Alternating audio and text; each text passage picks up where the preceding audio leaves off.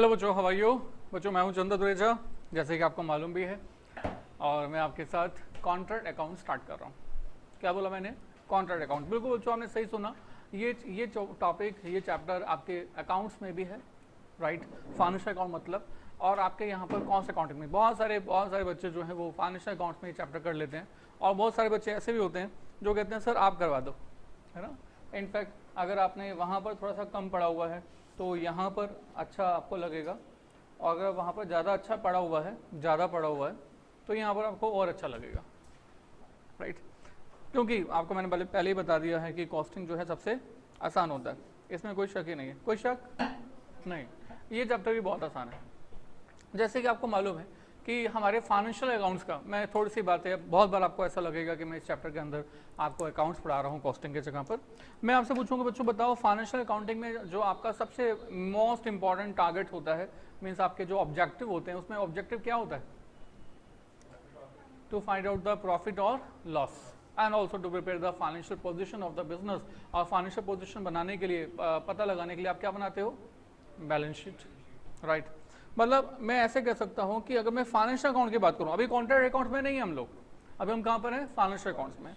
तो financial accounts में जो ऑब्जेक्टिव है, फाइनेंशियल अकाउंट्स में जो ऑब्जेक्टिव है, टू फाइंड प्रॉफिट। अच्छा, जब हम प्रॉफिट बोलते हैं तो profit includes losses also. Negative profit is a loss, and to find financial statement, मतलब financial position, you can say position. और फाइनेंशियल पोजीशन का पता लगाने के लिए हम लोग क्या बनाते हैं? Balance sheet. और प्रॉफिट और लॉस पता लगाने के लिए क्या बनाते हैं? Trading profit and loss account. बिल्कुल ठीक है सर। बच्चों अब हम बेसिकली प्रॉफिट फाइंड करने की ही बात कर रहे हैं, पर हम यहाँ पर बात कर रहे हैं उन कंपनीज की जो कि बेसिकली कंस्ट्रक्शन सेक्टर में एंगेज्ड हैं। We are talking about construction sector companies. Construction, जैसे कि आपको मालूम है कि इंडिया में जो सबसे बड़ी नीड है वो इंफ्रास्ट्रक्चर की है और कंस्ट्रक्शन की। यहाँ की रोड्स, यहाँ की फ्लाईओवर्स, यहाँ की बिल्डिंग्स, नो डाउट अभी इंडिया की बहुत बड़ी रिक्वायरमेंट है फुलफिल करने की, राइट। कोई कंस्ट्रक्शन कंपनी जो आप के माइंड में आता है? DLF is the biggest construction company, right. JK, okay, JP associates is also, Ajnara, right, J Amrapali, right. इसके अलावा बहुत सारी और कंपनीज हैं, शायद आपने नाम सुना होगा, Ashoka Buildcon. Ashoka Buildcon basically road construction करती है, राइट। एक अभी थोड़े दिन पहले IPO आया था, नया पब्लिक के अंदर आया था, दैट इज दिलीप बिल्डकॉन। तो ये भी कंस्ट्रक्शन कंपनी है, रोड बनाती है, राइट। मतलब अब मैं आपके साथ जो बात कर रहा हूँ वो किस बारे में बात कर रहा हूँ? Construction company, right. तो कोई जनरल कंपनी की अगर मैं आपसे बात करूँ तो वहाँ पर प्रॉफिट और लॉस निकालना थोड़ा सा आसान है। कैसे? कि एक फैक्ट्री है, एक ऑर्गेनाइजेशन है, एक प्लेस है, वहाँ पर बहुत सारा रॉ मटेरियल इनपुट होगा, राइट। प्रोडक्शन होगी, प्रोडक्शन होने के बाद आउटपुट बन के तैयार होगा, और जो ये आउटपुट होगा वो ऑलमोस्ट सिमिलर नेचर का होगा। मीन्स अगर मोबाइल बनाने वाली कंपनी है तो आउटपुट क्या होगा? Cell phone, mobiles. अगर ये वॉच बनाने वाली कंपनी है तो नो डाउट आउटपुट क्या होगा? वॉचेस। और वॉचेस जो है वो ऑलमोस्ट सिमिलर होंगे, हो सकता है 4, 5, 6, 10 मॉडल हो, तो नो डाउट 10 जो मॉडल हैं उसी तरह की वॉचेस प्रोड्यूस होती रहेंगे, राइट। मेरे पास ये रिमोट रखा हुआ है, तो रिमोट बनाने वाली कंपनी जो है वो रिमोट बनाएगी, तो आउटपुट क्या होगा? Almost similar, right. But sir construction companies में ऐसा नहीं होता। कंस्ट्रक्शन कंपनीज के अंदर सबसे पहली बात तो ये कि कंस्ट्रक्शन कंपनीज किसी एक प्लेस पे नहीं होती, उनका जो वर्क होता है वो ऑल ओवर डिफरेंट प्लेसेस पर बटा होता है। लाइक सपोज करो मैं कहता हूँ कि लाइक मोबाइल बनाने वाली या वॉच बनाने वाली कंपनी एक दिल्ली में सपोज करो फैक्ट्री लगा के वॉचेस बना रही है, वॉचेस प्रोड्यूस की दिल्ली में, और सप्लाई कहाँ कर दी? All over India, in fact all over the world. सोचो DLF कंपनी क्या ऐसा कर सकती है? मीन्स दिल्ली में, गुड़गांव में एक बिल्डिंग बनाए, और बिल्डिंग बनाने के बाद चंडीगढ़ में ट्रांसफर कर दे। क्या ऐसा हो सकता है? नहीं हो सकता। मीन्स DLF कंपनी जो है एक प्लेस पर फैक्ट्री लगाकर डिफरेंट प्लेसेस पर रोड्स को ट्रांसफर नहीं कर सकती, फ्लाईओवर्स को ट्रांसफर नहीं कर सकती, बिल्डिंग्स को ट्रांसफर नहीं कर सकती। मतलब इसका जो वर्क होता है, इसका जो काम होता है वो एक प्लेस का नहीं है, राइट। वो डिफरेंट प्लेसेस का है। अगर चंडीगढ़ में रोड बनानी है तो चंडीगढ़ में जाके ही काम करना पड़ेगा।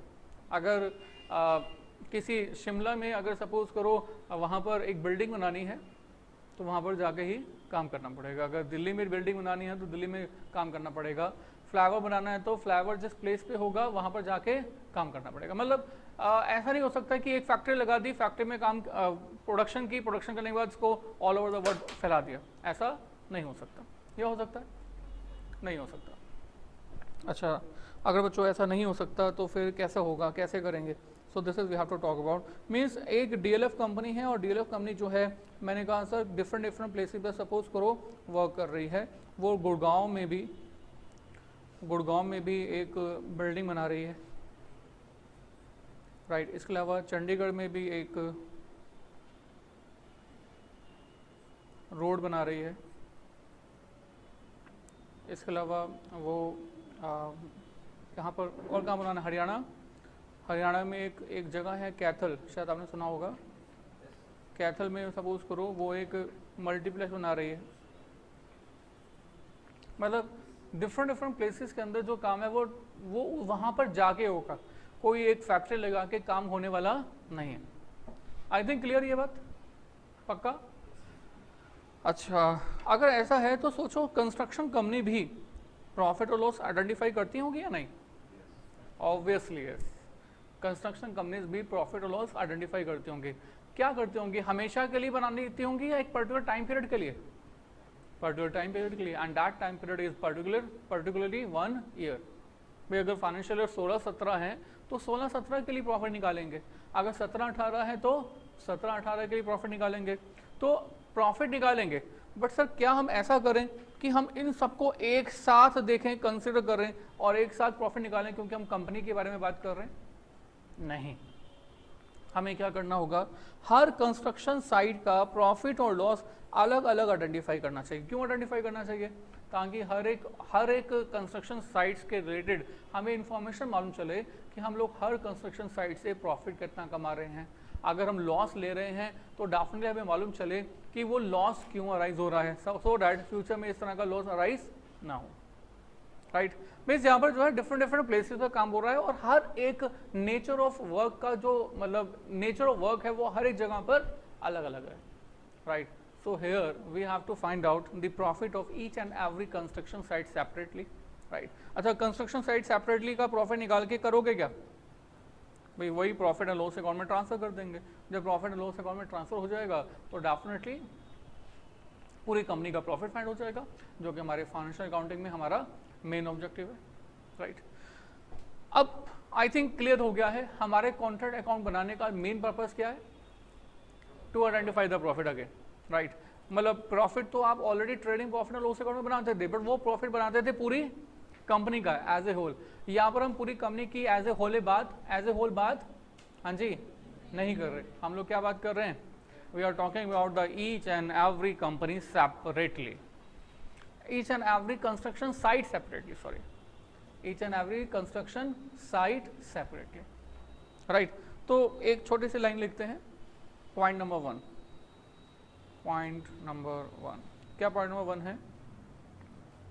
इन कॉन्ट्रैक्ट अकाउंट्स, साथ के साथ लिखेंगे in contract accounts we will find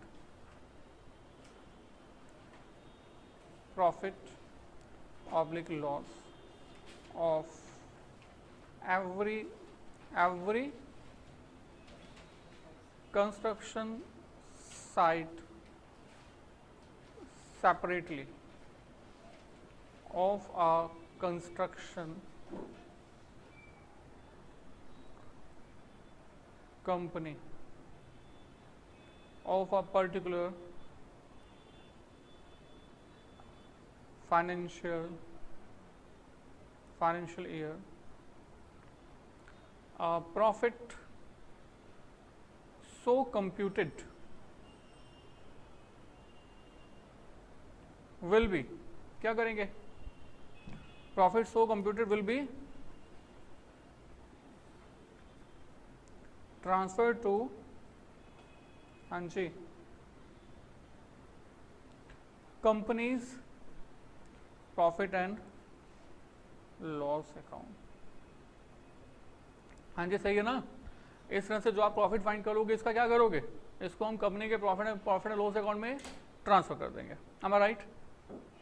अच्छा, अब तो जैसे आपने ये कर लिया ना, इसके बाद हम आगे बढ़ते हैं पॉइंट नंबर 2। अब नेक्स्ट क्वेश्चन ये आता है कि अब बात समझ आ गई है कि हमें हर कंस्ट्रक्शन साइट का अलग अलग प्रॉफिट और लॉस फाइंड करना है। हर कंस्ट्रक्शन साइट का प्रॉफिट और लॉस अलग अलग आइडेंटिफाई करने के लिए नो डाउट मुझे रेवेन्यू, जैसे मैं गुड़गांव वाले प्रोजेक्ट की बात कर रहा हूँ, तो गुड़गांव वाले प्रोजेक्ट में मुझे दो चीज़ कंसिडर करनी चाहिए, number 1 cost and number 2 revenue, right. अब गुड़गांव वाले प्रोजेक्ट के लिए जो रेवेन्यू होगी वो होगी जो कि हमारे मतलब कंस्ट्रक्शन कंपनी ने डिसाइड किया है विद द कॉन्ट्रैक्टर। देखो there are two parties always, there are always two parties, one is contractor and second is contractee, right. आपने एक जगह ली, एक प्लॉट लिया, उस प्लॉट के ऊपर अपना एक मकान बनवाना है, एक जगह बनवानी है, ठीक है। तो आप क्या करोगे, एक कॉन्ट्रैक्टर को बुला लोगे, राइट, और वहाँ पर उसकी जो बिल्डिंग बनाने के लिए उसको वो एक अपना काम ट्रांसफ़र कर दोगे। तो आप क्या हुए, कॉन्ट्रैक्टर या कॉन्ट्रैक्टी? आप हुए कॉन्ट्रैक्टी। आपकी जगह है, आपने जो है मकान बनाने के लिए बोला है, और जो कंपनी, जो बंदा ये काम कर रहा है, कंस्ट्रक्शन का काम कर रहा है, उसको क्या बोलेंगे, कॉन्ट्रैक्टर। काम करने वाला टर है और काम करवाने वाला टी है, करने वाला टर और करवाने वाला टी। हम जो यहाँ पर आपके साथ बात कर रहे हैं कि हम प्रॉफिट और लॉस आइडेंटिफाई करना चाहते हैं, तो वो किसकी बुक्स में करना चाहते हैं, कॉन्ट्रैक्टर की बुक्स में। So we are basically here talking about the contractor books, right. अच्छा, कॉन्ट्रैक्टर की बुक्स में क्या कॉन्ट्रैक्टर का अकाउंट बन जाएगा? नहीं, किसका अकाउंट बनेगा, कॉन्ट्रैक्टर। तो basically we are talking about the contractor and we will prepare two accounts. One is contract account that will be used for the purpose of computation of profit or loss. Second, we have to prepare contract account. ठीक है। And no doubt तीसरी चीज जो हमें हमेशा बतानी होती है दैट इज बैलेंस शीट की फाइनेंशियल पोजीशन क्या है, ठीक है। तो ये मेनली ये तीन काम करने होंगे पूरे के पूरे चैप्टर के अंदर, कि हमें एक तो कॉन्ट्रैक्ट अकाउंट बनाना है, और कॉन्ट्रैक्ट अकाउंट से बेसिकली क्या करना होगा, हर एक साइड के लिए अलग अलग प्रॉफिट और लॉस को आइडेंटिफाई करना। नंबर 2 क्या करना है, कॉन्ट्रैक्टी अकाउंट बनाना है, राइट, और नंबर 3 बैलेंस शीट बनानी। बस ये तीन काम करने हैं and the chapter is over. Thank you very much. नहीं अभी तो शुरुआत है ना। थैंक यू वेरी मच तो लास्ट में बोलते हैं, अभी तो नहीं बोलते हैं, या अभी बोलें? So we have to prepare, हाँ जी, वी हैव टू, जो हम बोल रहे हैं बच्चों वो सब कुछ हम लोग लिखते जाएंगे। We have to prepare number 1 contract accounts, right, और कॉन्ट्रैक्ट अकाउंट से क्या आइडेंटिफाई करेंगे, बोलिए, प्रॉफिट और लॉस। नंबर 2 क्या फाइंड करना है, contractee accounts, and number 3 we have to form balance sheet. तो बच्चों हमारा यही काम है और कोई काम नहीं है, right. Can we proceed? Yes sir. तो पॉइंट नंबर 3, हम जितने भी चीज़ें समझते जाते हैं उन सबको हम लोग पॉइंट वाइज लिखते भी जा रहे हैं, right. And the point number 3 is, देखो बच्चों, कॉन्ट्रैक्ट अकाउंट बनाना चाहते हैं हम लोग, और कॉन्ट्रैक्ट अकाउंट बनाने के लिए, कॉन्ट्रैक्ट अकाउंट तो आप बचपन से बनाते आए हो, एम आई राइट? मतलब पूरा का पूरा बचपन जो है वो कॉन्ट्रैक्ट अकाउंट बनाते मतलब अकाउंट बनाते बीत रहा है। बचपन से लेकर जवानी जो है वो अकाउंट बनाते बीतती जा रही है, राइट। बताने की जरूरत है कि लेफ्ट हैंड साइड जो होती है वो डेबिट साइड होती है, और राइट हैंड साइड जो होती है वो क्रेडिट साइड होती है। अच्छा, बच्चों को ये समझ में नहीं आता कि मेरा लेफ्ट हैंड साइड कौन सा है और राइट हैंड साइड कौन सा है। हाँ जी, जिनको समझ में नहीं आता है कि उनका लेफ्ट हैंड साइड कौन सा है और राइट हैंड साइड कौन सा है, मैं उन बच्चों को एक सजेशन देता हूँ कि अपने किसी मम्मी पापा से पूछ करना, अपने उल्टे हाथ पर एल लिख देना और सीधे हाथ पर आर लिख देना, इससे आपको याद रहेगा और एग्जामिनर मतलब कोई नहीं समझेगा कि आपने क्या किया, राइट। एल एंड आर लिख देना, नाइस, गुड बना। अच्छा आगे चलते हैं। तो left hand side debit side, right hand side credit side. अब लेफ्ट हैंड साइड जो है ये लेफ्ट हैंड साइड जो है, इसके अंदर हम लोग हमेशा हमेशा क्या लिखेंगे, ऑल दी एक्सपेंसेस। बच्चों जैसे कि मैंने आपको पहले भी कहा कि कॉन्ट्रैक्ट अकाउंट किसकी तरह से है, trading profit and loss account की तरह से। Trading profit and loss account में मेनली आपका ऑब्जेक्टिव क्या होता है, प्रॉफिट लॉस आइडेंटिफाई करना। तो प्रॉफिट लॉस आइडेंटिफाई करने के लिए आपको कॉस्ट लिखनी होगी और रेवेन्यू लिखनी होगी। तो डेबिट साइड में हमेशा हमेशा क्या लिखेंगे, एक्सपेंसेस, और क्रेडिट साइड में हमेशा हमेशा क्या लिखेंगे, रेवेन्यूज, राइट। अब नेक्स्ट क्वेश्चन ये कि कौन कौन से एक्सपेंसेस लिखने हैं, क्या हमें पूरी कंपनी के एक्सपेंसेस लिखने हैं, नहीं। जब भी कॉन्ट्रैक्ट अकाउंट बनाया जाएगा तो वो किसी ना किसी पर्टिकुलर साइट की रिस्पेक्ट से बनाया जाएगा। मैंने कहा कि गुड़गांव की साइड से, तो अगर गुड़गांव की साइट के रिस्पेक्ट से बनाया जा रहा है तो हमें वो एक्सपेंसेस लिखने होंगे जो सिर्फ और सिर्फ गुड़गांव साइट पर खर्च किए जा रहे हैं, राइट। कंस्ट्रक्शन में सबसे बड़ा जो एक्सपेंस होता है वो कौन सा होता है, raw material, right. Cement, Badarpur, ईंट, ब्रिक्स, राइट। तो ये सब एक्सपेंस जो है वो सबसे बड़ा एक्सपेंस होता है, no doubt. Second biggest expense is the labour, बिना लेबर के काम नहीं हो सकता। तीसरा एक्सपेंस मेनली कौन सा होता है, मशीनरी, मतलब जो आपने क्रेन देखी होंगी सामान को एक जगह से दूसरी जगह पे ले जाते हुए, टूल्स देखे होंगे। सो this is the third one, right. तो मतलब जितने भी एक्सपेंसेस हैं वो सभी के सभी एक्सपेंसेस कहाँ लिखने हैं, डेबिट साइड में, राइट। तो मैंने सबसे पहला जो एक्सपेंस लिखा है and that is basically material, right. अच्छा, मैंने कहा सर मैंने मटेरियल परचेज किया, सपोज करो 10 लाख का, बिल्कुल एक बार ऊपर देखेंगे, मैंने मटेरियल परचेज किया 10 लाख का, कौन से साइड के लिए, कौन से साइड के लिए, गुड़गांव साइड के लिए। गुड़गांव साइड के लिए मटेरियल परचेज किया तो मैंने डेबिट साइड में लिख दिया, कोई गलत किया नहीं। पर सर मुझे डेबिट साइड में सिर्फ वो एक्सपेंस लिखना है जो कि हमारी इस गुड़गांव साइट से रिलेटेड है और हमारे फाइनेंशियल ईयर के रिलेटेड है, राइट। ऐसा हो सकता है कि आपने परचेज तो 10 लाख का सीमेंट परचेज कर लिया, but at the end of the financial year कुछ सीमेंट की बॉडी बैग्स जो हैं वो अभी एज इट इज रखे हुए हैं। सपोज करो 2 लाख रुपए के सीमेंट के बैग्स अभी भी एज इट इज रखे हुए हैं, राइट। अब 2 लाख रुपए का खर्चा तो आप ऑलरेडी कर चुके हो, वो ऑलरेडी कहां पर आ गया है, डेबिट साइड में। पर इसमें तो 2 लाख रुपए के रॉ मटेरियल जो है, 2 लाख रुपए का जो सीमेंट है अभी तक आपने यूटिलाइज नहीं किया है अपने फाइनेंशियल ईयर में। क्या करना चाहिए आपके अकॉर्डिंग, 10 लाख में से माइनस कर देना चाहिए। हम लोग माइनस नहीं करते, हम लोग क्या करते हैं, हम लोग क्रेडिट साइड में लिखते हैं। क्रेडिट साइड में किस नाम से, नो डाउट क्लोजिंग स्टॉक। और ये क्लोजिंग स्टॉक जो है वो किस चीज़ का है, रॉ मटेरियल का। तो रॉ मटेरियल का जो क्लोजिंग स्टॉक होगा वो आपके पास आ गया ₹2 लाख, कोई डाउट। तो ऑटोमेटिकली डेबिट साइड में कितना अमाउंट आ गया, 8 लाख। आई थिंक क्लियर। अच्छा, और आगे चलते हैं। इसके बाद हमने कहा ये तो हो गई मटेरियल की बात। अच्छा, मटेरियल बात पूरी नहीं हुई। कभी कभी ऐसा भी हो सकता है कि एक काम चल रहा है गुड़गांव में और एक काम जो है वो गुड़गांव के आसपास किसी जगह पे चल रहा है। हमने खरीदा तो गुड़गांव के लिए सीमेंट है, बट क्योंकि दूसरी जगह पर रिक्वायरमेंट हुई, हमने गुड़गांव से उस दूसरी जगह पे सीमेंट के कुछ बैग्स ट्रांसफ़र करवा दिए, राइट। आपने गुड़गांव के लिए खरीदा था, इसलिए जो आपने रॉ मटेरियल है वो 10 लाख रुपए का कहाँ लिखा हुआ है, डेबिट साइड में। बट इसमें से कुछ रुपए का रॉ मटेरियल यानी कि कुछ सीमेंट के पैकेट्स बैग्स जो हैं आपने दूसरी साइड पर ट्रांसफ़र कर दिया, राइट। अब बताओ क्या 10 लाख रुपए डेबिट में जो लिखा है इज इट करेक्ट, क्या करना चाहिए,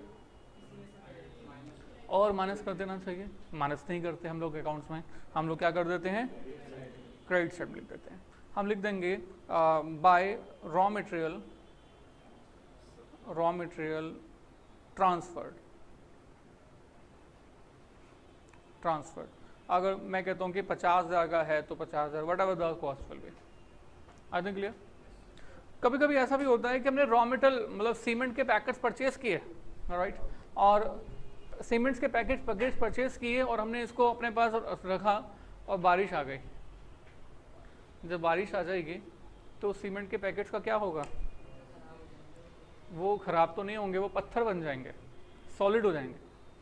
सीमेंट के क्या नेचर है, सीमेंट जो है जब तक वो सूखा है तब तक वो आपको एक पाउडर सा फील होगा, पर जैसे ही उसमें पानी डाल दिया और कुछ समय के लिए उसको रख दिया तो वो क्या बन जाएगा, सॉलिड पत्थर सा।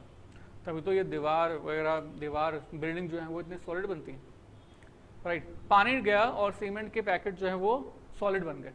अब वो सीमेंट का कहीं पर यूज होगा? नहीं होगा। अच्छा, ये कौन सा लॉस है, नॉर्मल लॉस या एबनॉर्मल लॉस? बच्चों, लॉसेस दो तरह के होते हैं। आई रिपीट, लॉसेस दो तरह के होते हैं। एक को हम बोलते हैं नॉर्मल लॉसेस। वैसे ये बहुत सारे चैप्टर्स में है, एक यहाँ पर भी है, इसलिए हम इसको यहाँ पर थोड़ा सा डिस्कस कर रहे हैं।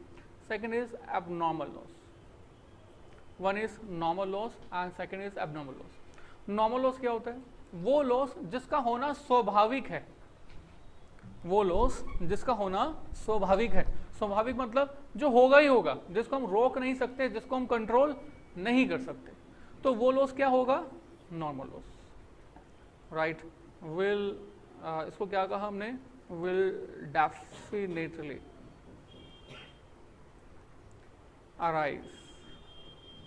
arise in production, right. मैं आपका एग्जांपल देता हूँ। और जो लॉस डेफिनेट नहीं है, जिसको कंट्रोल किया जा सकता है, जिसको कंट्रोल किया जा सकता है, उसको क्या बोलेंगे? Abnormal, right. तो हमने कहा विच कैन बी कंट्रोल्ड। जो लॉस कंट्रोल किया जा सकता है उसको क्या बोलते हैं? Abnormal loss. ध्यान दीजिएगा, मैंने कहा सर मैं आपको कहता हूँ कि बच्चों पढ़ो पढ़ो पढ़ो, पढ़ाई करो, राइट। आपने पढ़ने का प्लान बनाया मेरे कहने पर, और आपने प्लान जो बनाया वो क्या बनाया कि पढ़ना शुरू करेंगे। हम कब से पढ़ना शुरू करेंगे? कल से। कोई बच्चा ऐसा प्लान बनाता है कि आज से पढ़ना शुरू करेंगे? नहीं। बच्चा क्या प्लान बनाता है? कब से शुरू करेंगे? कल से। अच्छा, कल से कैसा प्लान बनाते हो? ऐसा प्लान बनाते हो कि सर देखो, दिन में कितने घंटे हैं? 24 घंटे। प्लानिंग तो ऐसी होती है। दिन में कितने घंटे हैं? 24 घंटे। इन 24 घंटों में से हम सोने के घंटे हटा देते हैं, राइट। कितने आवर्स? 8 आवर्स। अच्छा, आपकी अलग बात हो सकती है, जनरली मैं 8 आवर्स। अच्छा, इसके अलावा आपने कहा रेस्ट चाहिए, वॉक चाहिए, इसके अलावा खाना खाने में टाइम लगेगा 2 आवर्स। अभी भी कितने आवर्स आपके पास बचे हुए हैं? कितने आवर्स अभी भी बचे हुए हैं? Yes please, 14 hours. तो अब आपने डिसाइड कर दिया, क्योंकि मेरा कोर्स कंप्लीट हो चुका है, I am on the just revision side, I will study 14 hours per day, right. तो मतलब आपने जो है ना 10 घंटे तो पहले से हटा दिए। क्यों हटा दिए? क्योंकि आपको पता है ये 10 घंटे तो डेफिनेटली 24 घंटे के अंदर स्टडी हो ही नहीं सकते, हो ही नहीं सकते। अब जो आवर्स स्टडी हो ही नहीं सकता उसको क्या बोलेंगे? उसको बोलेंगे बच्चों नॉर्मल लॉस। ये वो लॉस है जो कि बेसिकली स्टडी मतलब हो ही नहीं सकती। बाकी कितने बच गए? 14 आवर्स। अब 14 आवर्स में जब दिन शुरू हुआ और दिन शुरू होने के बाद एक्चुअल में स्टडी हुई, तो 14 घंटों में से आपने जो है स्टडी की, आपने ये 4 हटा दिया बस। कितने आवर्स स्टडी की? हाँ जी, 13 hours. 13 hours, oh sorry, study तो की 1 आवर। तो आपका जो लॉस और बन गया है वो कितना बन गया है? 13 आवर्स। अब जो 13 आवर्स आपने बर्बाद किए हैं, ये किस लिए किए हैं? अब आपने रीजंस को आइडेंटिफाई करना शुरू किया। रीज़न आइडेंटिफाई करना शुरू किया कि आपने जो है व्हाट्सअप नहीं छोड़ा, आपने जो है फेसबुक नहीं छोड़ा, आपने जो है मोबाइल फ़ोन नहीं छोड़ा, दोस्तों से बात करना नहीं छोड़ा, आपने जो है SMS नहीं छोड़े, आपने TV नहीं छोड़ा। और अब एक नया रीज़न बन गया है, दैट इज़ जियो। आपने नया जियो का सिम परचेज़ किया, जो कि फ्री में है और जो कि काफ़ी टाइम तक चलने वाला है, राइट। तो नए रीज़न, मतलब आपके पास बहुत सारे रीज़न्स आ गए। फिर उसके बाद एक और बहुत बड़ा रीज़न होता है बच्चों के स्टडी ना होने का, राइट, और वो होता है बर्थडेज। आज क्यों नहीं पढ़ाई की? सर मेरे दोस्त का बर्थडे था। फिर अगले दिन क्यों नहीं पढ़ाई की? सर मेरे मम्मी का बर्थडे था। फिर अगले दिन पापा का, उसके बाद एक और दोस्त का, फिर अगले दिन कितने सारे बर्थडे। जितने लोगों को आप जानते हो, भाई आप 300-400 लोगों को जानते होंगे या नहीं? उनमें से 100 लोग जो है अच्छे आपके जान पहचान के होंगे या नहीं होंगे? मतलब एक साल में क्या 100 दिन बर्थडे ही मनाते रहोगे? भाई जिसलिए आपको टाइम मिला है वो टाइम यूज करोगे या बर्थडे बनाओगे? तो ये बहुत बड़ा, आई एम नॉट सेइंग कि विश मत करो and celebrate, everything is there, but 14 hours में से 1 आवर हटा दो, 14 आवर्स थोड़ी हटाओगे।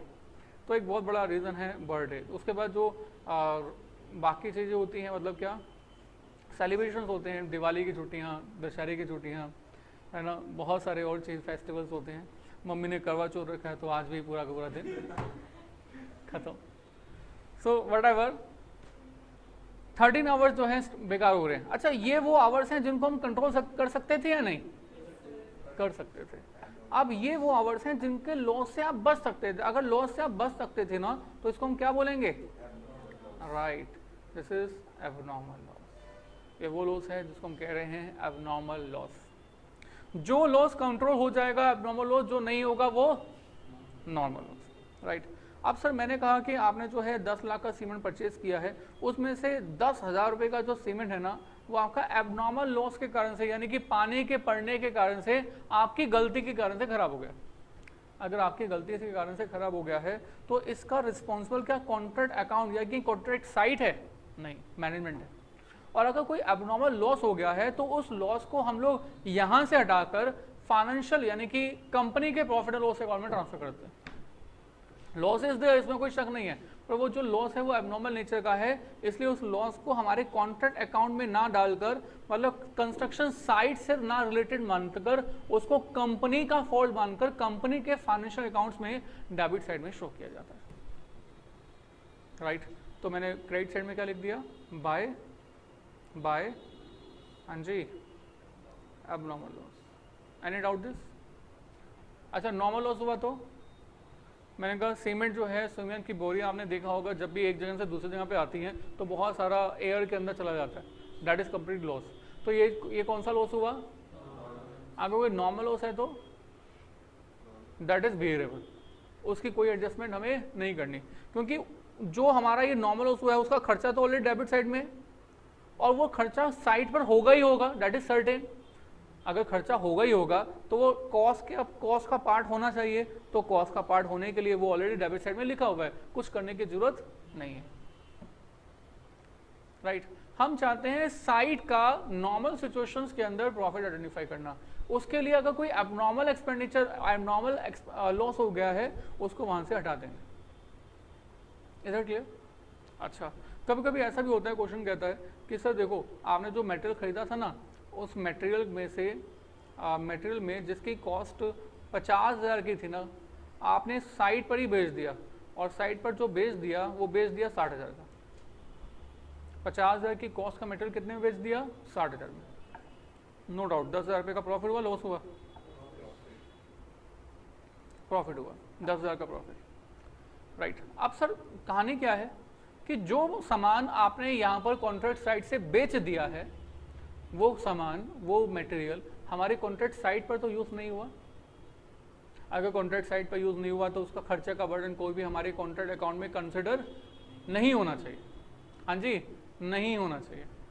तो क्या करें इसको?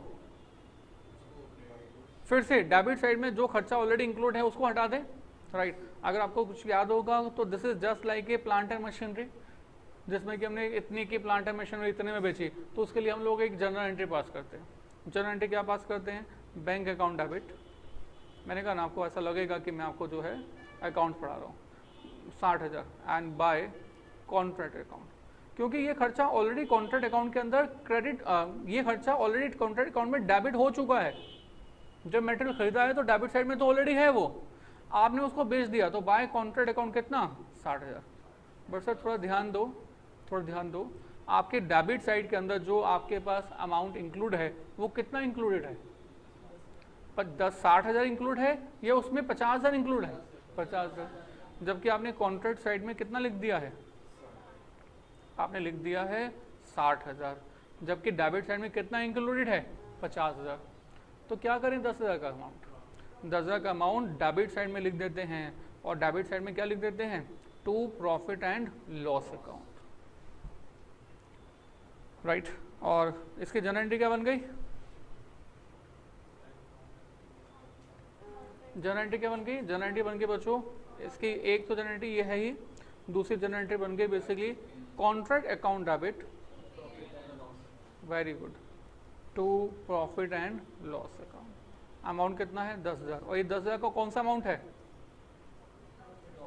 प्रॉफिट मेड, आई थिंक क्लियर, राइट।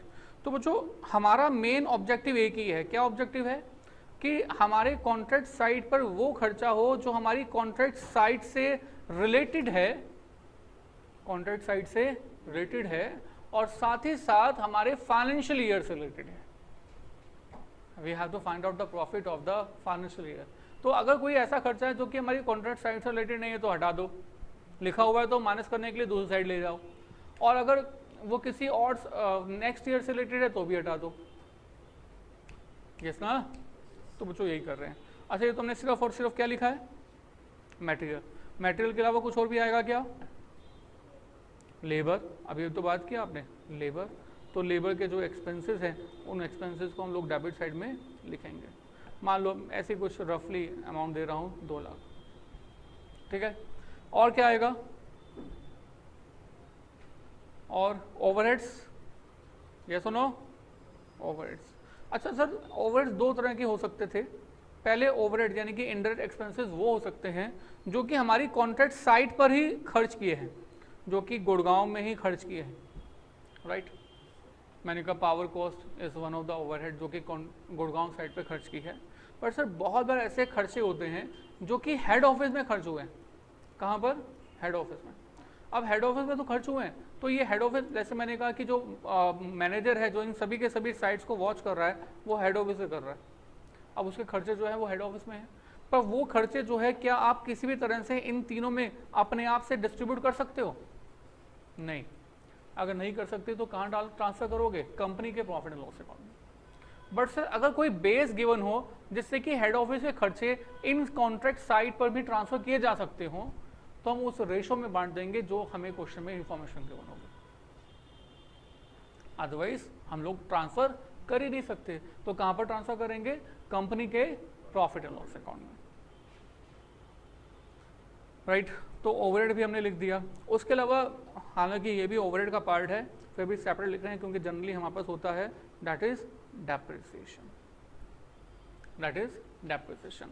डेप्रिसिएशन की वैसे हमारे पास 2 ट्रीटमेंट है, मैं आपको बताऊंगा क्या। तो हमारे पास एक ट्रीटमेंट तो यही है कि हम डेप्रिसिएशन को डेबिट साइड में लिखें। तो अगर आप डेप्रिसिएशन को डेबिट समझ गए ना, प्लांट मशीनरी जो है जो हमारी साइट पर यूज़ हुई है उस पर हमारे साल का जो डेप्रिसिएशन होगा वो डेप्रिसिएशन हमें डेबिट साइड में लिखना होगा, because it is also an expense of the construction site, right. तो डेबिट साइड में लिख दिया। और बच्चों मैं बताओ, अब मैं जब इनका प्लस और माइनस कर दूंगा तो मेरे पास क्या आ जाएगा? प्रॉफिट तो नहीं आएगा, प्रॉफिट नहीं आएगा। अभी क्यों नहीं आएगा? नोशनल प्रॉफिट भी नहीं आएगा। अभी रेवेन्यू कहाँ लिखी है? बिना रेवेन्यू लिखे प्रॉफिट आ जाएगा? नहीं ना, जब तक सेल्स नहीं लिखोगे, रेवेन्यू नहीं लिखोगे, प्रॉफिट तो आ ही नहीं सकता। अभी जो है सिर्फ और सिर्फ आएगा कॉस्ट। आपको कि नहीं सर क्रेडिट साइड में इतना कुछ लिखा है आपने? अरे भाई ये जितना भी कुछ लिखा हुआ है क्रेडिट साइड में ये वो एक्सपेंस है जो कि डेबिट में तो खर्च कर दिया था, पर उसका यूटिलाइजेशन हमारी क्या तो कंस्ट्रक्शन साइट पर नहीं हुआ या वो एक्सपेंस हमारे फाइनेंशियल ईयर से रिलेटेड नहीं है, राइट। अभी रेवेन्यू नहीं लिखे हैं। तो जो इनका जो डिफरेंस आएगा ना, इसको हम बोलते हैं cost of work to date. क्या बोल रहे हैं? Cost of work to date, right. Totaling कीजिएगा, मुझे बताइएगा कितना आता है? 10, 12, 13,60,000 डेबिट साइड में। हाँ जी, इसमें से डेबिट साइड के अमाउंट जो है माइनस कीजिएगा वेरी फास्ट। हाँ जी 20, डू इट फास्ट।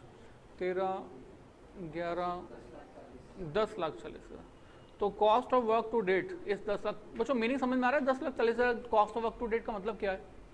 वो खर्चे जो हमारे फाइनेंशियल ईयर तक खर्च हो चुके हैं, वो खर्चे जो हमारे फाइनेंशियल ईयर तक खर्च हो चुके हैं, these are cost of work to date. अब तक के खर्चे वो ये हैं। कितने हैं खर्चे हमारे अब तक के? 10,40,000। अच्छा मैं ये वाला पोर्शन हटाने वाला हूँ बच्चों, मैं ये हटाने वाला हूँ। आप अगर कॉपी कर सकते हैं तो कर लें तो ज़्यादा अच्छी बात हो जाएगी। या नेक्स्ट पेज पे करें? नेक्स्ट पेज पे करते हैं, चलो नेक्स्ट शीट पे करते हैं। And the next sheet is, आपके पास cost of work to date कहाँ पर आया था? क्रेडिट साइड में। जो क्रेडिट साइड में आया था उसको क्या करेंगे? नेक्स्ट साइड में डेबिट साइड में ट्रांसफर कर देंगे। डेबिट में लिख देंगे to cost of work to date, right. कितना बताया आपने? 10.40 लैक्स। अच्छा, ये जितना भी cost of work to date है, अब मुझे तो बेसिकली प्रॉफिट निकालना है। मुझे क्या फाइंड करना है? प्रॉफिट। अब मुझे बताओ मैं रेवेन्यू कितनी कंसिडर करूं? मैं रेवेन्यू कितनी कंसिडर करूं? राइट। कैसे पता चलेगा? आपको होगा सर जितनी भी सेल हुई है वो करो। अरे भाई, कंस्ट्रक्शन साइड में सेल तो होती नहीं है। आप काम किए जाते हो, कॉन्ट्रैक्टर जो है काम किया जाता है। Eight the end of the work उसे जो है कुल मिलाकर क्या मिल जाता है? Contract price. भाई आपने सोचो, आपने अगर मकान बनवाने के लिए किसी को कॉन्ट्रैक्टर को काम दिया है तो उससे पहले एक बार क्या डिसाइड कर लोगे कि कॉन्ट्रैक्ट प्राइस कितने का है ना। जैसे जैसे काम कंप्लीट होता जाएगा आप उसे पैसे पे करते जाओगे, राइट। बट सर सेल का नाम तो नहीं होता यहाँ पर, नहीं होता, राइट। आप थोड़ा ध्यान दीजिएगा। मैंने कहा सर ये जो वर्क है ना, हम बात कर रहे हैं सपोज दैट कि 1 अप्रैल 2005 से लेकर 15 से लेकर 31 मार्च 2016 तक के बारे में हम इस वाले अकाउंटिंग पीरियड के बारे में बात कर रहे हैं, ठीक है। जबकि जो हमारी कंस्ट्रक्शन कंप्लीट होगी वो अंदाज़ा ये है 17 में भी नहीं होगी, वो होगी 30 सितंबर 2017 तक, राइट। मतलब एक बिल्डिंग है जो कि कॉन्ट्रैक्टर बना रहा है और कॉन्ट्रैक्टर ने उसको बनाने के लिए बोला हुआ है, पर बिल्डिंग जब तक बनेगी नहीं तब तक तो ये काम चलता रहेगा। और ये काम कब तक चलता जाएगा? 30 सितंबर 2017। एक एग्जांपल छोटा सा। अब सर कॉन्ट्रैक्ट प्राइस पहले से डिसाइड कर दिया गया है, that is suppose to be 50 lakh रुपए, राइट। पर सर 50 लाख रुपए की सेल कब मानी जाएगी? 50 लाख की सेल कब मानी जाएगी? जब हमारा कॉन्ट्रैक्टर के बिहार पर 100% बिल्डिंग बनाकर तैयार कर देगा, राइट। अच्छा, अगर इस पॉइंट ऑफ टाइम की बात करें 31 मार्च 2016 की बात करें तो यहाँ पर तो अभी बिल्डिंग बनके तैयार ही नहीं हुई। जब बिल्डिंग बनके तैयारी नहीं हुई, अभी तो सिर्फ और सिर्फ बेसमेंट हुआ है, एक फ्लोर बना है, बिल्डिंग तो बहुत ऊपर जाने वाली है, पर बिल्डिंग बनके तैयार नहीं हुई। तो क्या कॉन्ट्रैक्टर को पूरे के पूरे पैसे दे देगा? नहीं देगा। बट हाँ, ये बात तो क्लियर है कि हमेशा हमेशा कॉन्ट्रैक्टी और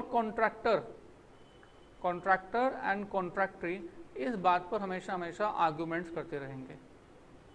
कॉन्ट्रैक्टर हमेशा ये प्रूव करने की कोशिश करेगा मैंने तो ज़्यादा से ज़्यादा काम कंप्लीट कर लिया। वो क्या कहेगा कि भाई जो मेन काम तो है वो तो नीचे वाला होता है, वो कंप्लीट हो गया, अब तो बस बिल्डिंग खड़ी करनी है। और कॉन्ट्रैक्टर क्या कहेगा? अभी तूने किया ही क्या है, अभी तो आपने किया ही क्या है, राइट। ऐसे इसलिए कर रहे हैं कि कॉन्ट्रैक्टर को पता है अगर मैं ये प्रूव कर दूंगा कि मैंने बहुत सारा काम कंप्लीट कर दिया तो इस 50 लाख रुपए का ज़्यादा हिस्सा डिमांड कर सकता हूँ। और कॉन्ट्रैक्टर को पता है अगर मैंने प्रूव कर दिया कि अभी किया ही किया है तो पैसे अभी पे नहीं करने पड़ेंगे पैसे। तो इन दोनों के बीच में हमेशा हमेशा ये आर्गूमेंट चलता रहता है कि भाई कितना कंप्लीट हो गया काम, कितना काम कंप्लीट नहीं हुआ। They always have a argument of this, right. कुछ समस्या का समाधान है? कुछ समस्या का समाधान है। क्या है? ये दोनों के दोनों मिलकर एक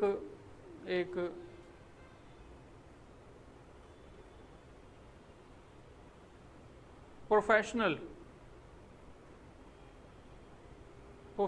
पर्सन को हायर करते हैं। ये दोनों मिलकर एक प्रोफेशनल पर्सन को हायर करते हैं और ये जो प्रोफेशनल पर्सन है ना, ये प्रोफेशनल पर्सन ये डिसाइड करता है कि एक्चुअल में काम कितना कंप्लीट हुआ है, राइट। ये पर्सन जनरली कौन होता है? ये जनरली होता है आर्किटेक्ट या इंजीनियर, भाई जिनको बेसिकली नॉलेज है कि भाई कंस्ट्रक्शन साइट में क्या होता है, कितना काम। ये लोग एक सर्टिफिकेट प्रोवाइड करते हैं, दे प्रोवाइड अ सर्टिफिकेट। और जो ये सर्टिफिकेट प्रोवाइड करते हैं ना, इस पर ये मेंशन करते हैं that as on the date of certificate how much percentage of work had been completed. Suppose करो इस आर्किटेक्ट ने ये प्रोवाइड किया कि भैया 40% काम कंप्लीट हो गया है, 40%। तो मतलब कॉन्ट्रैक्ट कितने का था? 50 लाख का। तो 50 लाख का 40% कर दो, 50 लाख का 40% अगर मैं कर दूंगा तो ये कितना आ जाता है? 20 लाख। इस 20 लाख रुपए को बच्चों हम लोग बोलेंगे that is called work certified. क्या बोलेंगे? Work certified. And that work certified will be treated as revenue. Right भाई, कॉन्ट्रैक्ट तो अभी 2.5 साल तक चलना है, 50 लाख को रेवेन्यू नहीं कंसिडर कर सकते। राइट, तो अभी तक का जितना खर्चा हो चुका है ना, उस खर्चे के बेसिस पर जो है सर्टिफिकेट प्रोवाइड किया है, इसके बेसिस पर हम लोग ये फाइंड करते हैं दैट वर्क सर्टिफाइड कितना है। और वर्क सर्टिफाइड को हम लोग किसकी तरह से ट्रीट करते हैं? Just like a sales. Is it clear? तो बच्चों, अगर मैं आपको ये कहता हूं कि इस कॉन्ट्रैक्ट अकाउंट के अंदर आपको क्रेडिट साइड में क्या लिखना है? सेल्स। तो सेल्स का जो नाम है, दूसरा नाम, उसको क्या बोलते हैं? Work certified. Work certified. Right, अभी फिलहाल मैंने क्या कहा? वर्क सर्टिफाइड कितना? 20 लाख। अच्छा, वर्क सर्टिफाइड अगर 20 लाख का है तो ऐसा कोई जरूरी नहीं है कि कॉन्ट्रैक्ट कॉन्ट्रैक्टर को 20 लाख ही देगा। This is between the agreement between these to. हो सकता है कॉन्ट्रैक्टी कॉन्ट्रैक्टर को कहे कि सर हम आपको जो है 15 लाख के भी देंगे क्योंकि अभी काम अभी ज़्यादा नहीं हुआ। या हो सकता है कॉन्ट्रैक्टी कॉन्ट्रैक्टर को कहे कि हम आपको 25 लाख दे देते हैं, 20 लाख का तो काम कंप्लीट कर ही दिया है, remaining 5 lakh is advance for the next year. Right, तो this is between these two parties. We can't say कि कैश भी इतना ही होगा। This is the between these two party. जो भी इन दोनों के बीच में बात होगी वो डेफिनेटली क्वेश्चन आपको बता देगा, उसके बारे में कोई टेंशन लेने की जरूरत नहीं है। राइट, बट हाँ इतनी बात ध्यान रखनी है कि cash received and work certified दोनों के दोनों सेम नहीं होते।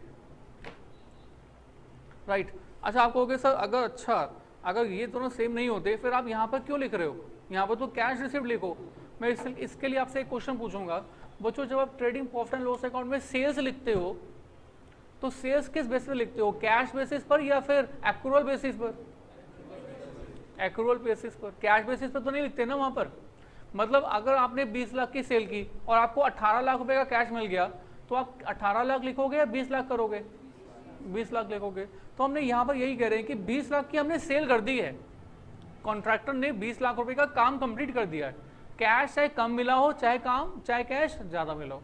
अगर मान लो 18 लाख रुपए का कैश मिला है 20 लाख में से, तो 2 लाख जो नहीं मिले वो क्या बन जाएंगे? डेटर्स। 20 लाख का काम कंप्लीट कर दिया, 18 लाख रुपए कैश मिल गया, अभी कितने पैसे नहीं मिले? 2 लाख। जो 2 लाख अभी जो नहीं मिले वो फ्यूचर में रिसीव होंगे, तो ये 2 लाख रुपए क्या बन जाएगा? डेटर्स। और जो डेटर्स होते हैं वो बैलेंस शीट में आते हैं। यस ना? तो बच्चों कहने मतलब ये कि हमने वर्क सर्टिफाइड के नाम से हमने क्रेडिट साइड लिख दिया, क्योंकि हम लोग जब भी अकाउंट बनाते हैं वो किस बेसिस बनाते हैं? एक्रूअल प्रिंसिपल पर। Right, is it clear? अच्छा, अब इसके बाद अब जो डिफरेंस आ जाना चाहिए उसको हमें क्या कह देना चाहिए? हाँ जी, कहना तो क्या चाहिए कि भाई 20 लाख की सेल हो गई और 10 लाख 40,000 के वर्क टू डेट खर्चे हैं, तो जो डिफरेंस बच गया वो क्या बच गया? प्रॉफिट। बट इसको अभी हम एक छोटा सा पॉइंट और डिस्कस करने के बाद इसको प्रॉफिट बोलेंगे। अभी इसको हम प्रॉफिट नहीं बोल सकते। क्यों नहीं बोल सकते सर? बच्चों याद करो, जब भी trading profit and loss account बनाते हो तो क्रेडिट साइड में नो डाउट आप सेल्स तो लिखते ही लिखते हो, उसके अलावा क्लोजिंग स्टॉक लिखते हो या नहीं? मतलब closing stock of finish goods ये लिखते हो या नहीं? बिल्कुल लिखते हैं। राइट, तो क्या आपने closing stock of finish goods लिख दिया है? अच्छा, नहीं लिखा है तो पहले तो ये बताओ कि इस कंस्ट्रक्शन साइट का closing stock of finish goods होगा क्या?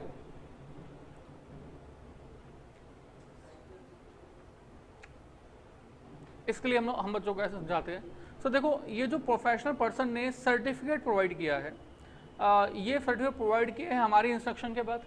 राइट, हमने 1 मार्च को हमने मतलब किसने? कॉन्ट्रैक्टर ने और कॉन्ट्रैक्टर ने मिलकर एक प्रोफेशनल पर्सन को हायर किया। राइट, उसने सर्टिफिकेशन प्रोवाइड कर दी है on the 28th of March. उसने कहा है कि 28 मार्च तक का जो कॉन्ट्रैक्ट कंप्लीट हो चुका है वो कितना हो चुका है? 40%। और 40% का मतलब कितना हुआ वर्क सर्टिफाइड? 20 लाख। अब 28 मार्च को उसने सर्टिफिकेट प्रोवाइड कर दिया, वर्क सर 28 के बाद 29, 30, 31, क्या हमने काम करना बंद कर दिया होगा? नहीं, 29 को भी काम हुआ होगा, 30 को भी और 31 को भी। अब इसके बाद 3 दिन जो काम हुआ उस काम के लिए कोई भी सर्टिफिकेशन रिसीव्ड नहीं हुआ।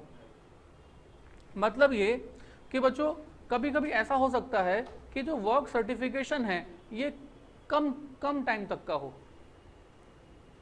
2016, और जो ये work cost of work to date है ये कब तक की है 31 मार्च 2016।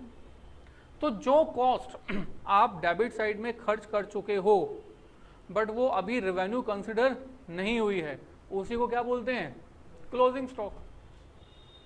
याद करो क्लोजिंग स्टॉक क्या होता है।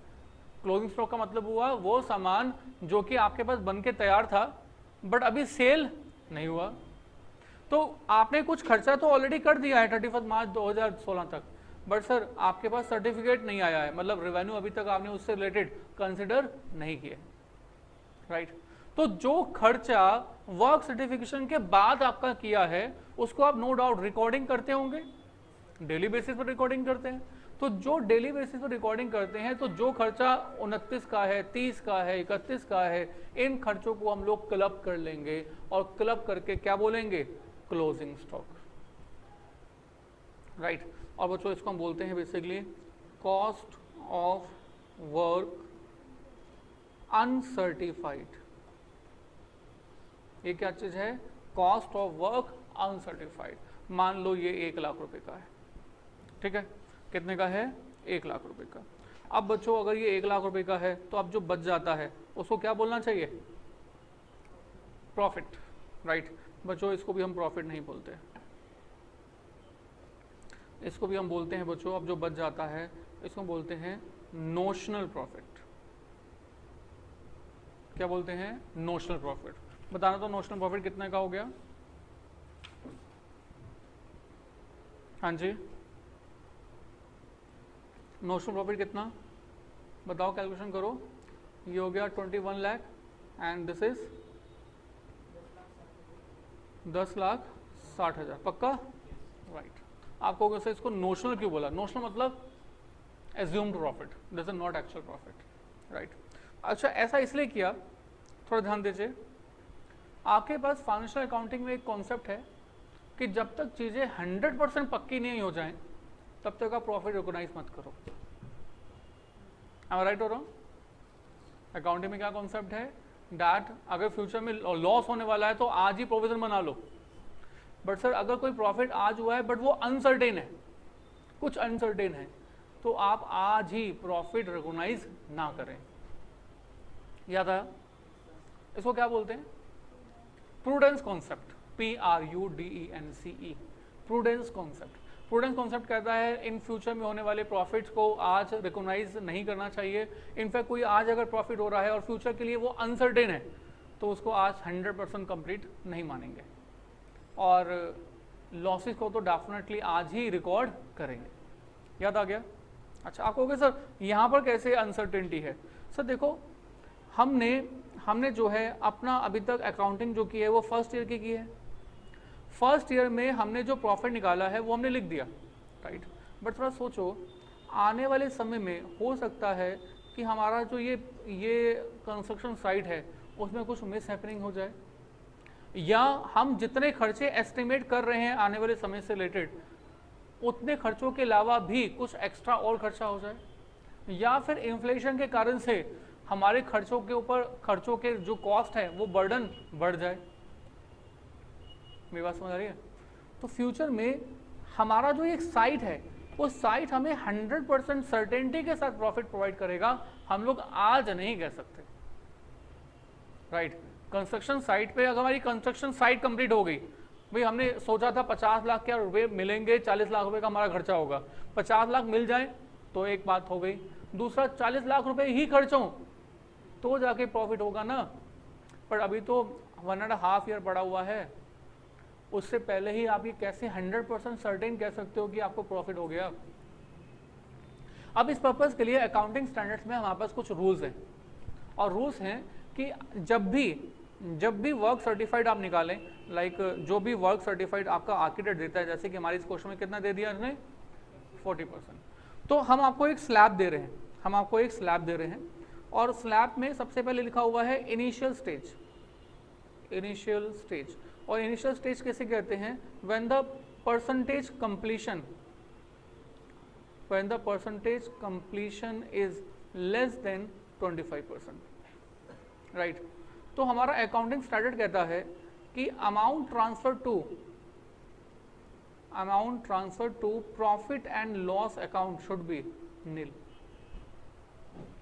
कहते हैं कि अगर 25% के आसपास या 25% से कम वर्क कंप्लीट हुआ है तो that is the initial stage. अभी आप प्रॉफिट रिकॉग्नाइज ही मत करो। आई रिपीट, ये मैंने नहीं कहा, अकाउंटिंग स्टैंडर्ड कह रहा है। कौन सा अकाउंटिंग स्टैंडर्ड है कंस्ट्रक्शन के लिए? 7। ये AS7 कह रहा है कि आप जो प्रॉफिट रिकॉग्नाइज करेंगे ना वो इस स्टेप्स के अकॉर्डिंग करो। पहला स्टेप क्या है कि अगर इनिशियल स्टेज है, इनिशियल स्टेज किसे कहेंगे? जब परसेंटेज कंप्लीशन कितना हो, 25% से कम। तो कितना प्रॉफिट रिकॉग्नाइज करो? कुछ नहीं, नथिंग। अच्छा, अगर 25% से वर्क सर्टिफिकेशन जो है ज़्यादा हो या बराबर हो, ठीक है, बराबर भी सेकंड स्लैब में आ रहा है, और लेस देन हो 50%, राइट। इस केस में आप कितना अमाउंट ट्रांसफर करोगे? 1/3 ऑफ नोशनल प्रॉफिट। मतलब यहां पर भी कहता है कि हम अपने आप को बचा के चलेंगे, नोशनल प्रॉफिट नहीं ट्रांसफर करेंगे। कितना ट्रांसफर करेंगे? 1/3 ऑफ नोशनल प्रॉफिट। और 1/3 ऑफ नोशनल प्रॉफिट के अलावा भी ये कहता है, देखो नोशनल प्रॉफिट के बराबर आपका प्रॉफिट तब होगा जब कैश मिलेगा। अगर कैश नहीं मिलेगा तो भाई, अगर एक कंपनी जो है सेल ही सेल करती रहे, कैश ना मिले तो प्रॉफिट हो जा रहा है उसे। तो यहाँ पर ये अकाउंटिंग स्टैंडर्ड कहता है कि मल्टीप्लाई बाय दिस, मल्टीप्लाई वैसे लिखा तो ऐसा हुआ है on the basis of the cash received ratio, cash receive ratio. पर सही कैश रिसीव रेशो कैसे निकालते हैं? Cash received divided by work certified.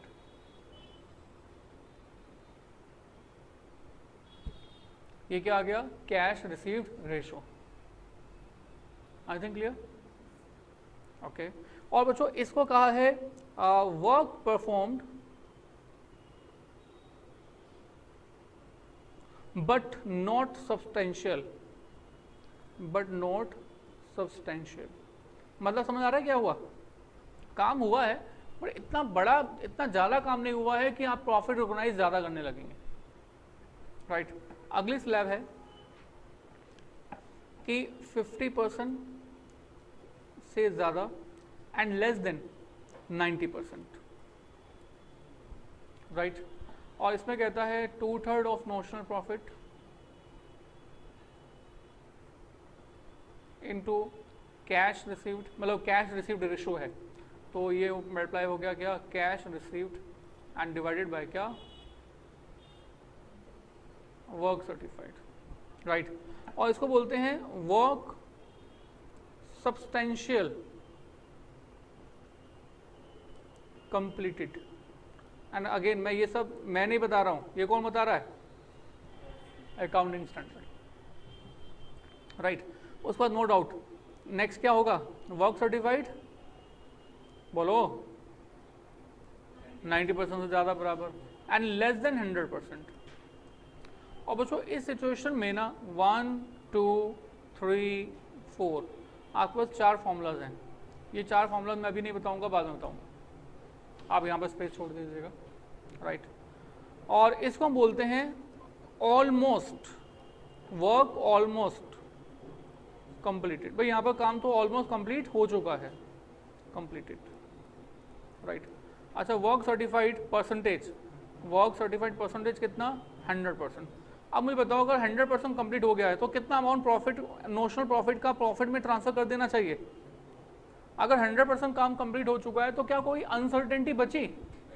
नहीं बची। तो यहाँ पर full notional profit transferred to profit and loss account, that is fully completed। यहाँ पर जो वर्क हो गया है वो कितना हो गया है? पूरा 100% काम कंप्लीट हो चुका है, राइट। तो बच्चों ध्यान दीजिएगा प्लीज हियर, हमने कहा था ये नोशनल प्रॉफिट आ गया, इस नोशनल प्रॉफिट को हम लोग राइट हैंड साइड में शिफ्ट करते हैं, क्या लिखते हैं इसी नाम से नोशनल प्रॉफिट, राइट। और जो भी नोशनल प्रॉफिट है वो लिखेगा। इस नोशनल प्रॉफिट में से हमने एक हिस्सा कहां पर ट्रांसफर कर देना है, प्रॉफिट एंड लॉस अकाउंट में, राइट। और ये प्रॉफिट लॉस अकाउंट में कितना हिस्सा ट्रांसफर कर देना है, वो हिस्सा जो अकाउंटिंग स्टैंडर्ड हमें रिकमेंड करता है। ये डिपेंड करता है कि वर्क सर्टिफिकेशन परसेंटेज कितना है। लाइक हमारी इस एग्जांपल में वर्क सर्टिफिकेशन परसेंटेज कितना था, 40%।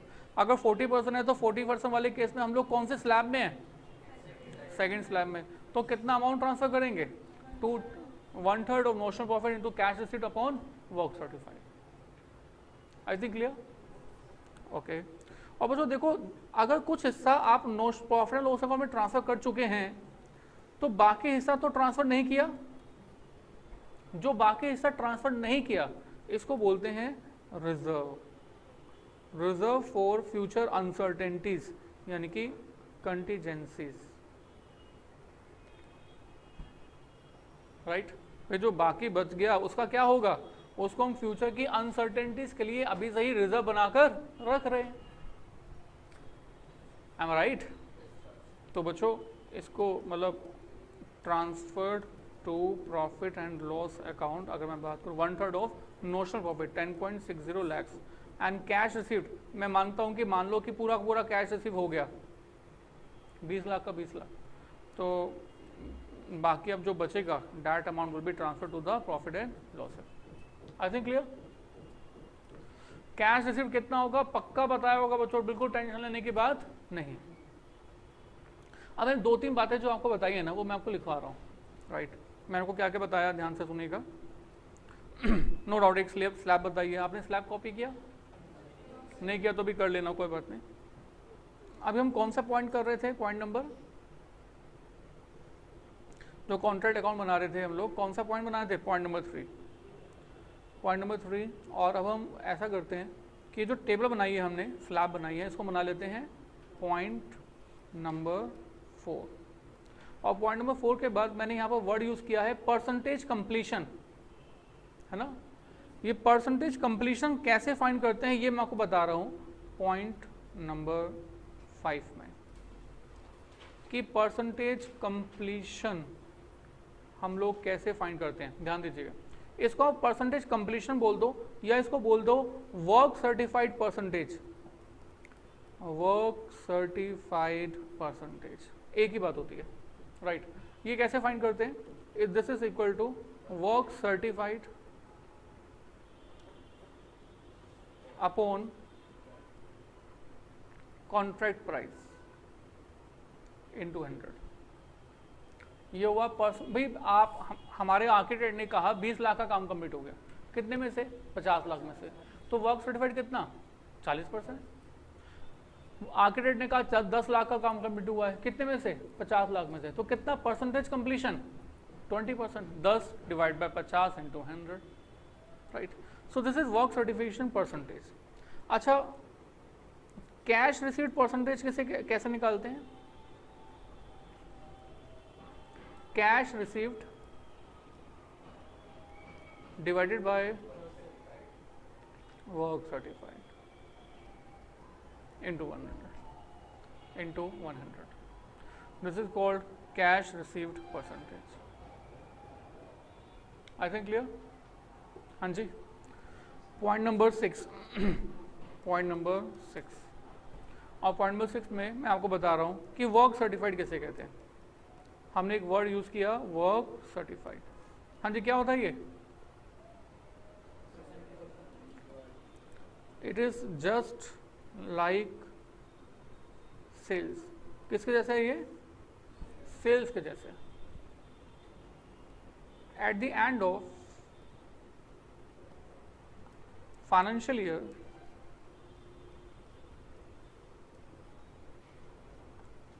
Contractor and contractee appoints a professional person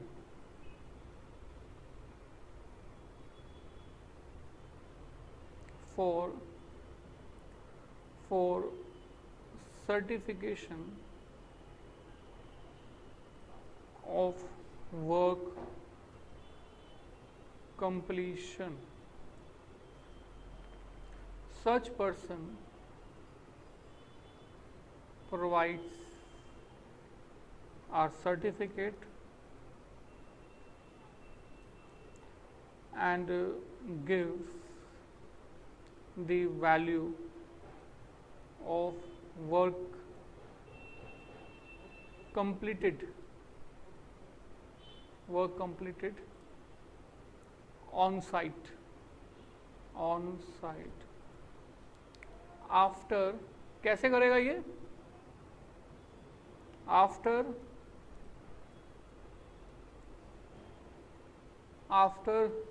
visiting this site, इस साइट पर विजिट करने के बाद वो बता देगा कि काम कितना कंप्लीट हुआ है और इसके लिए वो एक सर्टिफिकेट भी प्रोवाइड करेगा, right? That completed work will be recognised as, हाँ जी, will be recognised as sales. इसको हम क्या कहेंगे? सेल्स कहेंगे। Is it clear? And shown in, कहां पर? Credit side of contract account. I think clear? तो इसको हम क्या बोल, इसको हम कॉन्ट्रैक्ट अकाउंट के क्रेडिट साइड में शो करेंगे। This is point number 6। Point number 7,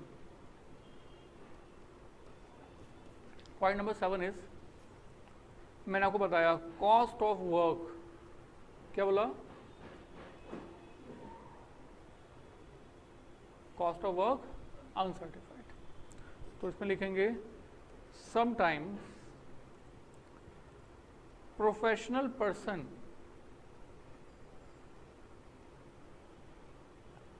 provides certificate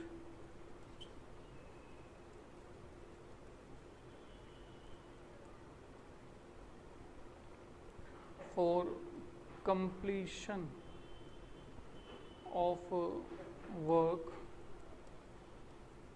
before financial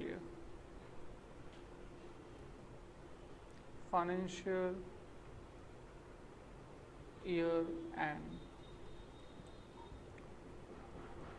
All cost incurred on site after certificate of professional person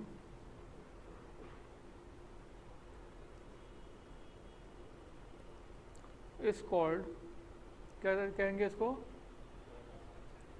is called cost of work uncertified. It is just like it is just like closing finished goods, and it will be shown in credit side of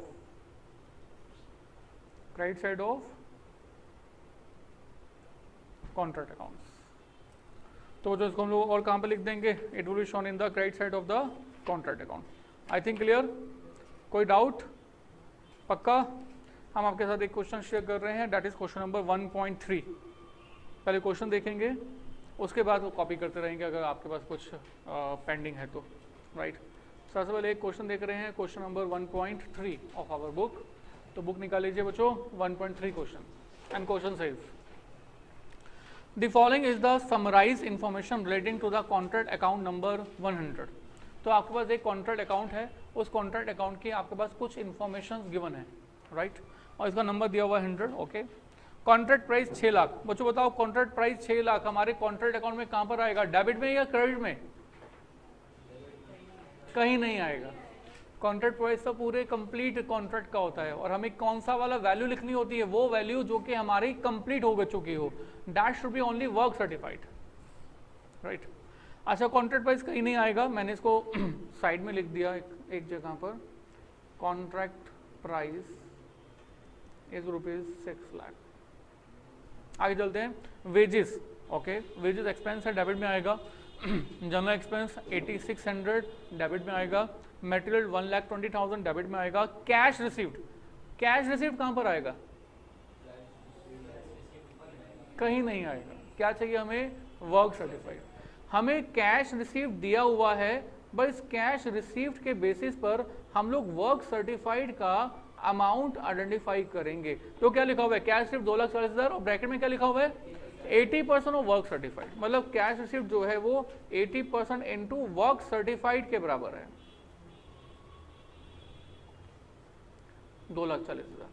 तो now I can find out the work certified and now it will be 2,40,000 into 100/80। हाँ जी, calculation कीजिएगा, कितना आता है? 3 lakh.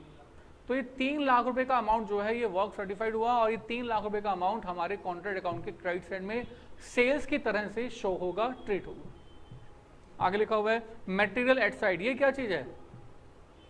Closing material, वो material जो कि हमारे कॉन्ट्रैक्ट साइड पर यूज नहीं हुआ।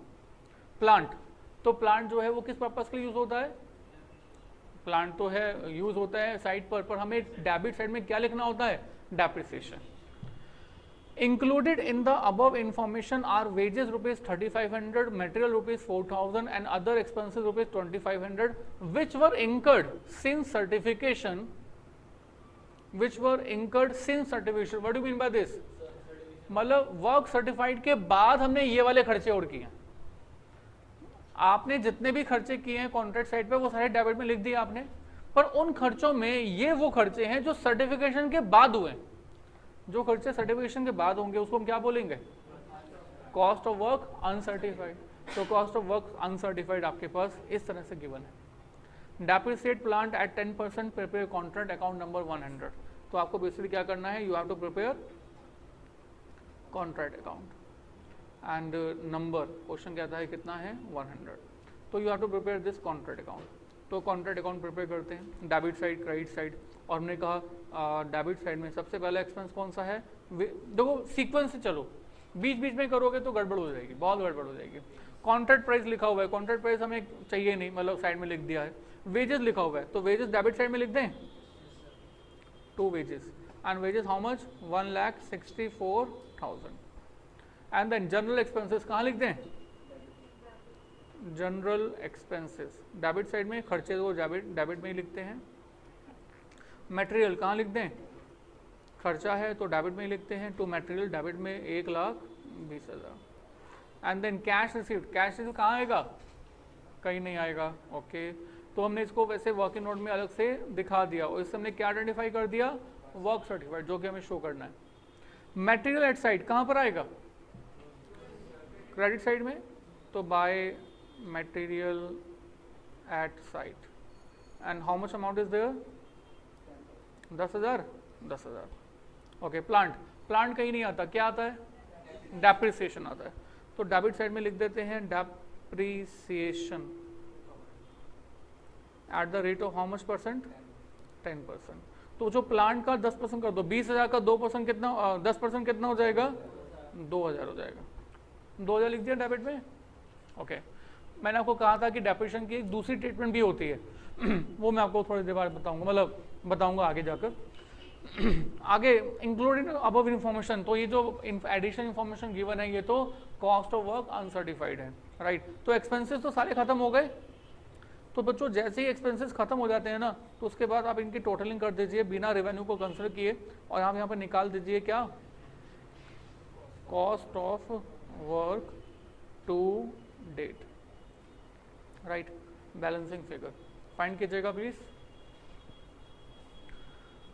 फाइंड कीजिएगा। पहले टोटल कर दीजिए डेबिट साइड का, वेरी फास्ट। हाँ जी बच्चों, डेबिट साइड का टोटल कीजिए। 2,94,600, 2,94,600। एंड बैलेंसिंग फिगर ये आ जाएगा 2,84,600।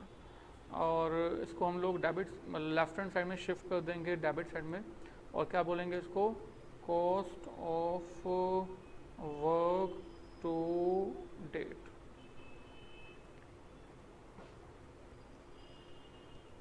$2,84,600। Any doubt in this? हाँ जी, नहीं। और बच्चों इसके बाद हमें राइट हैंड साइड में क्या लिखना होता है, सेल्स, यानी कि वर्क सर्टिफाइड। और ये वर्क सर्टिफाइड आपके पास कितने रुपीस का है, 3 लाख रुपए का, तो आपने क्रेडिट साइड में लिख देना है 3 लाख। और क्या लिखना होता है, कॉस्ट ऑफ वर्क अनसर्टिफाइड। और ये कॉस्ट ऑफ वर्क अनसर्टिफाइड भी हमें क्वेश्चन में गिवन है, कॉस्ट ऑफ वर्क अनसर्टिफाइड बच्चों गिवन है। कैसे गिवन है, लिखा हुआ ना, included in the above information, included in the above information. ऊपर वाले इंफॉर्मेशन में क्या इंक्लूड है, wages 3500, material 4000 and other expenses 2500 which were incurred since certification, मतलब वर्क सर्टिफिकेशन के बाद हमने ये वाला खर्चा किया। कितना कितना, मटेरियल 3500 और वेजेस कितना, अच्छा उल्टा लिख दिया मैंने, ये 4000 है, ये 3500 है, एंड अदर्स कितना है 2500, टोटल कर दीजिएगा 10,000, राइट। और बच्चों अब बस आपके पास जो आपने सेल्स लिख दिया, क्लोजिंग स्टॉक लिख दिया, अब तो क्या आ जाएगा आपके पास, नोशनल प्रॉफिट, है ना। इसको प्लस कीजिएगा, it becomes 3,10,000 and debit side में आपके पास आ जाएगा नोशनल प्रॉफिट, बैलेंसिंग फिगर। बता दो जल्दी से कितना आता है, 25,400। अब ये नोशनल प्रॉफिट आ गया 25,400।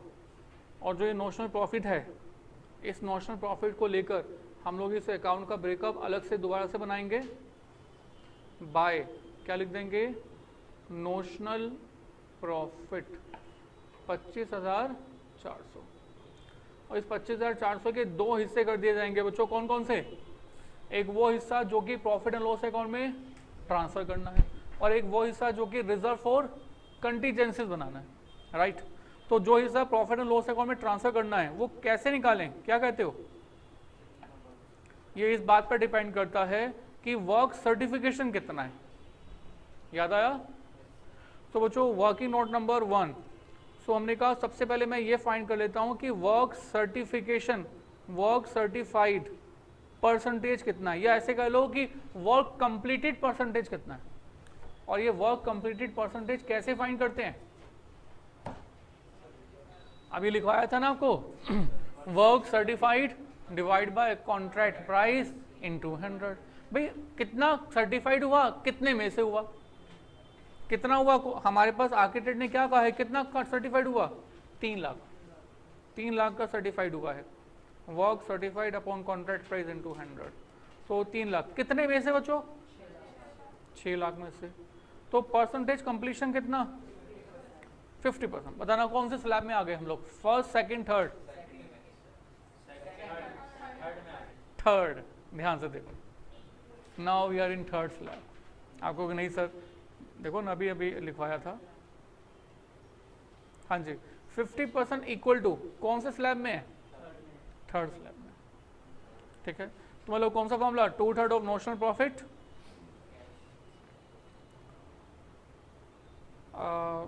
amount transferred to profit and loss account, 2/3 of notional profit into बोलो, cash received upon work certified। तो जो 2/3 तो 2/3 रहेगा, नोशनल प्रॉफिट कितना है 25,400, कैश रिसीव्ड कितना है, कैश रिसीव्ड क्वेश्चन से देख लो बच्चों, ये हमें क्वेश्चन में गिवन था ना 2,40,000,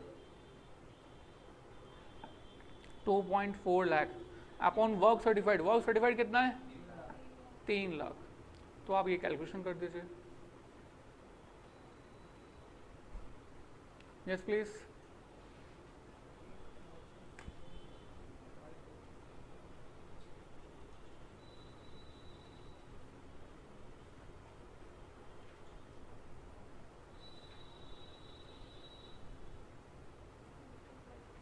हाँ जी 13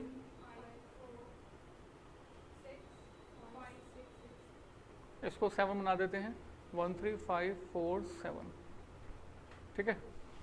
सो 13547 और बाकी जो बच जाएगा उसको हम क्या बोलेंगे to reserves for contingencies balancing fee, मतलब ये पैसा हमने फ्यूचर में बचा के रख लिया है, कोई अनसर्टेनिटी के लिए इस पैसे को हम यूज कर सकते हैं। How much amount 11853 right. तो बच्चों this is about basics concepts of the contract account. मतलब अभी तक हमने जो किया ना वो यकीन मानो आपने बहुत अच्छा पढ़ाओ, मतलब बहुत अच्छा कंटेंट सीख लिया है। अब क्वेश्चन में थोड़ा सा मतलब आगे जाके थोड़ी कॉम्प्लिकेशंस बढ़ती रहेंगे right. So this is till now basic concepts of the contract account right. कोई डाउट बच्चों यहाँ तक? पक्का कॉपी करना चाहेंगे बाकी सब कुछ जो कॉपी नहीं किया? Yes sir. तो प्लीज कॉपी दिस।